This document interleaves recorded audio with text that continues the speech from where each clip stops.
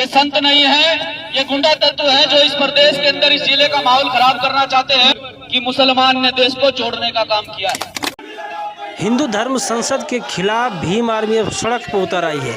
Bhim army Uttarakhand आज़ाद समाज party Uttarakhand के committee ने हरिद्वार में कलेक्टर ऑफिस का घेराव किया और वहां पे ज्ञापन दिया।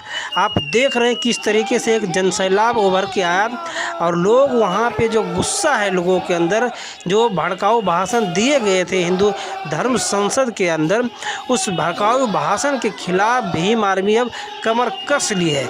भीम आर्मी का कहना है कि जब तक इन लोगों की गिरफ्तारी नहीं होती है, जिन लोगों ने भी भड़काऊ भाषण दिया, जो समाज और देश की एकता को तोड़ना चाहते हैं, उनको प्रशासन जल्द से जल्द गिरफ्तार करें।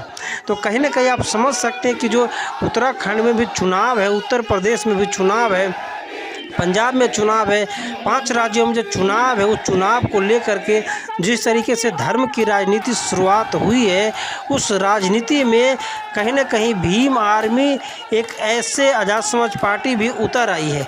आज़ाद समाज पार्टी का कहना है कि देश संविधान से चलेगा और संविधान के खिलाफ जो भी बयानबाजी करेगा उसका एक ही सज़ा है और एक ही घर है, वो है सलाखों के अंदर जाएगा। अब सुनिए महक सिंह जी ने क्या। साथियों, आपको पता है कि कुछ समय पहले हरिद्वार जिले के अंदर किस प्रकार से माहौल खराब किया गया, किस प्रकार से हिंदू मुस्लिम की जो इन लोगों की रणनीति है, जिस पर ये राजनीति आज तक करते आए हैं, अगर इनसे ये मुद्दे हटा दिए जाएं, एक मंदिर का मुद्दा था, वो मामला हट चुका है, अब इनके पास कुछ नहीं रहा है।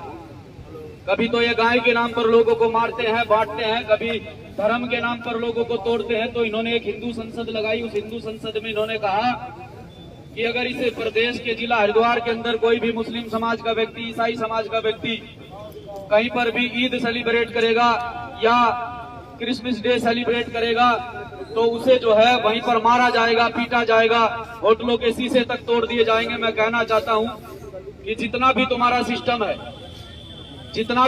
सिस्टम है और तुम मुस्लिम समाज को टारगेट करने की बात करते हो, मुस्लिम समाज को यहाँ मारने की बात करते हो, अपने मठों में बैठकर तुम इस समाज के प्रति योजनाएं बनाते हो कि इस समाज को किस प्रकार से मारा जाए, इस समाज को किस प्रकार से प्रताड़ित किया जाए।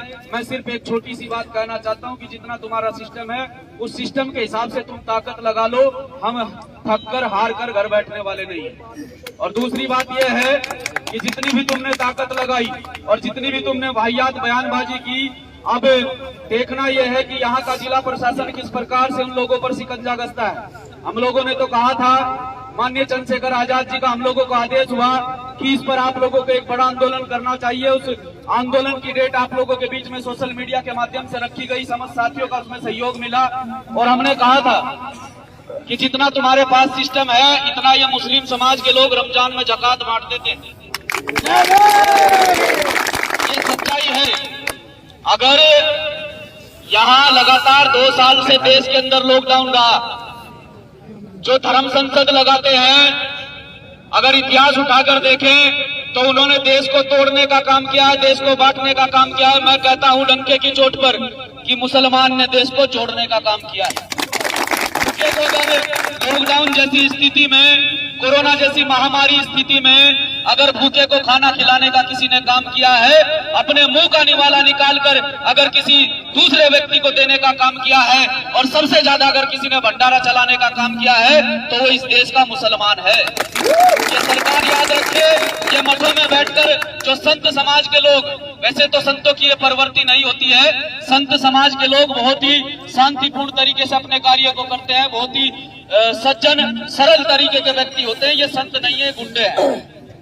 ये संत नहीं है, ये गुंडा तत्व है जो इस प्रदेश के अंदर इस जिले का माहौल खराब करना चाहते हैं। आप सभी साथियों ने इस आंदोलन में आजाद समाज पार्टी भीम आर्मी के साथ में बढ़ चढ़कर हिस्सा लिया। बस ये बताना चाहता हूं कि हम लोगों ने तो इसमें आंदोलन की डेट दी, हम लोगों ने लगातार इस पर स्टेटमेंट दिए, सोशल मीडिया के माध्यम से, ट्विटर के माध्यम से हमारे लोगों ने इस पर रोष जताया। लेकिन जो दुहाई देते हैं, मुसलमानों के रहबर बनते हैं, जो यहाँ बहुजन समाज के रहबर बनते हैं, जो कहते हैं कि मुस्लिम समाज का पूरा वोट बैंक हमारा है, उन पार्टियों ने अब तक मुस्लिम समाज पर हो रहे शोषण अत्याचार के खिलाफ आवाज नहीं उठाई है। बताओ सच कह रहा हूँ कि झूठ? हम कहते हैं कि राजनीतिवाद की बात है, राजनीति होती रहेगी।